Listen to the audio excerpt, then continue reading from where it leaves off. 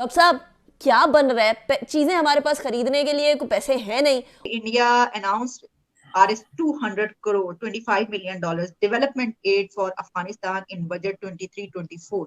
अच्छा, इसके ऊपर जो उनके सुहेल शाहीन है, तालिबान के स्पोक्स पर्सन, इंटरिम गवर्नमेंट जो है उनकी, उन्होंने इसको बड़ा वेलकम किया। पड़ोसियों के लिए क्या है? 2400 करोड़ वो भूटान पे इन्वेस्ट करेंगे, which is more than 10 times what they have allocated for Afghanistan. उसके बाद वो बांग्लादेश को भी पैसे देने वाले हैं, पाकिस्तान के लिए कुछ नहीं। उसके बाद नेपाल को काफी ज्यादा दे रहे हैं इस बार 550 करोड़। फिर इसके बाद श्रीलंका को, और मालदीव, म्यांमार, मंगोलिया, पूरा अफ्रीकन कॉन्टिनेंट को। अहम खबर है, आईएमएफ के मुतालबात ने महंगाई का तूफान बर्पा कर दिया है। आप सब लोग इस नुकसान, इस दिवालियापन, इस खुलांचपन के जिम्मेदार हैं। हम तो 18 रुपीस किसी को नहीं दे सकते सर, तो $18 बिलियन हमारी जेब से कहां से बरामद होंगे? आप सब लोग जिम्मेदार हैं जो हालात आज हुए। मुल्क बर्बाद हो रहा था और आप नीरू की तरह बांसुरियां बजा रहे थे। तो क्या ये एक डिप्लोमेटिक विन कहा जा सकता है उस तरफ से, और यहाँ पर डिप्लोमेटिक फेलियर है इसका? और इसी के साथ ये भी कि इससे मुझे तो ऐसा भी लग रहा है कि अगर पाकिस्तान और इंडिया के ताल्लुकात बहुत अच्छे हों तो ये पैसा जो दूसरे कंट्रीज को मिला है पाकिस्तान की मदद के लिए भी दिया जा सकता है। हम ये कि एक तो ये कि 6.1% ग्रोथ जो बजट आया इंडिया का, बहुत ही कमाल का। जितने उनका वो बजट आ गया उतने तो पता नहीं हमारे क्या क्या कुछ उसके अंदर हो जाए। लेकिन इसमें जिस इशू पर मैं बात करना चाहती हूँ वो ये है कि India announced Rs 200 crore, $25 million development aid for Afghanistan in budget 23-24। अच्छा, इसके ऊपर जो उनके सुहेल शाहीन है, तालिबान के स्पोक्स पर्सन, इंटरिम गवर्नमेंट जो है उनकी, उन्होंने इसको बड़ा वेलकम किया। उन्होंने कहा है कि जो बोथ कंट्रीज है उनके बीच टाइज जो है वो उससे बड़े स्ट्रांग होंगे और बड़े अच्छे ताल्लुकात इस पे बढ़ेंगे। मेरा आपसे सवाल ये होगा कि सर क्या सोच के जो है ये कदम उठाया गया, क्योंकि इसमें क्या पाकिस्तान की तरफ से अब ये फिर बात जो है उठाई जा सकती है कि देखें अफगानिस्तान में जो है वो हमारे खिलाफ काम हो रहा है, हालांकि वहां पर तो ये कंस्ट्रक्शन के लिए दिया गया है, लेकिन फिर भी क्या ऐसा कोई इशू रेज हो सकता है? देखिए, इंडिया चंद रोड्स बना रहा है, उनकी पार्लियामेंट भी इंडिया ने ही बनाई है।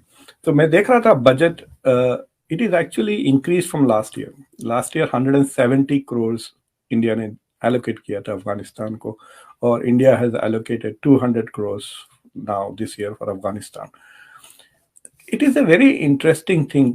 एक आप डेवलपमेंटल एड दे रहे हैं अफगानिस्तान को, दूसरा तालिबान को रिकॉग्नाइज नहीं कर रहे हैं, तो किसको दे रहे हैं पैसे?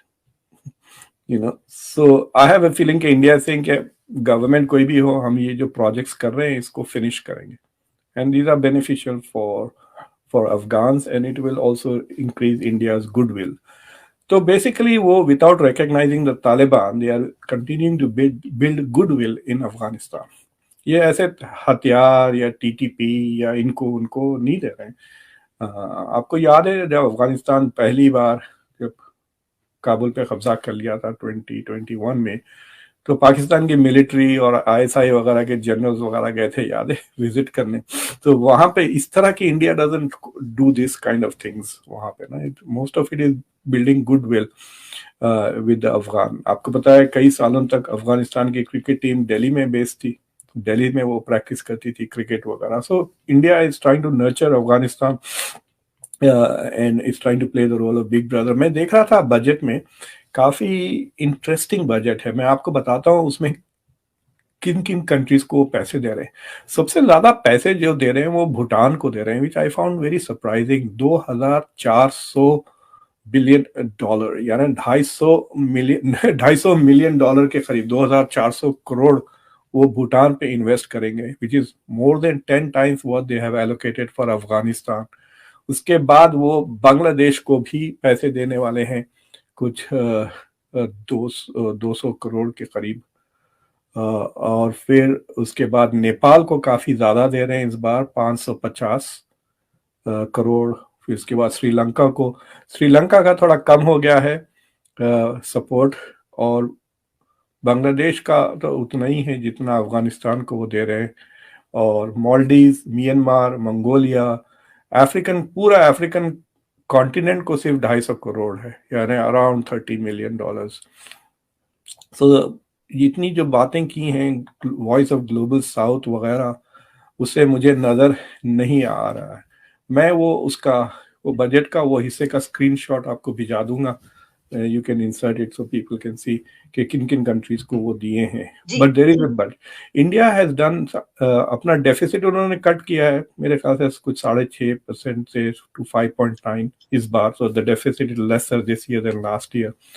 और जो एक्सपर्ट्स बात कर रहे हैं देख के कह रहे हैं this is design to attract more foreign investment. तो इंडिया की जो रैंकिंग है to ease of doing business बोल के एक कैटेगरी होती है. कितना आसान है इंडिया में बिजनेस करना.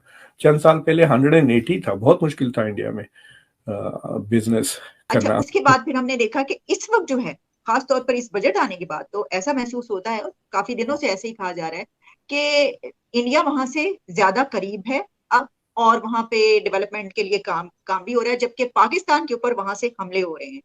तो क्या ये एक डिप्लोमेटिक विन कहा जा सकता है उस तरफ से, और यहाँ पर डिप्लोमेटिक फेलियर है इसका?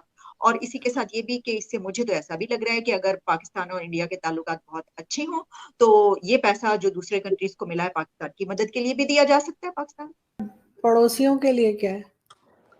पड़ोसियों के लिए कुछ कुछ पैसा तो इर्मार्क किया है, पर पाकिस्तान के लिए कुछ नहीं. सर होना चाहिए था सर, पड़ोसियों का भी हक होता है. तो बजट में जो है वो आप बहुत लोगों को जानते हैं, तो आप बिल्कुल मोदी जी तक ये बात पहुंचाइएगा कि बहुत गलत बात है कि उन्होंने अपने बजट में पड़ोसियों का बजट नहीं रखा, जो कि होना चाहिए था. आरजू जी, आपको तो कम से कम आपकी इकोनॉमी को रिवाइव करने के लिए तो $200 बिलियन चाहिए. सच बताऊं आपको, मतलब अगर 200 बिलियन आएंगे तो तब, और आप ये अपना सिस्टम सारा रिवाइव कर दे तो तब तो कुछ बनेगा. क्योंकि 10, 20, 30, 40 बिलियन में भी कुछ होगा नहीं. मतलब चोट पे बैंडेज लगाने वाला काम है. अगर चोट को ऑपरेशन करके ठीक करना, प्लास्टर करना और फिर मजबूत करना, तो $200 बिलियन चाहिए पाकिस्तान को. उतना पैसा कहीं नहीं है अभी. और मुझे सबसे अच्छी बिल्कुल चीज लगी कि हमने जी. इन्फ्लेशन को कंट्रोल कर रखा है. अगर आप वर्ल्ड में इन्फ्लेशन देखें, हमारी इन्फ्लेशन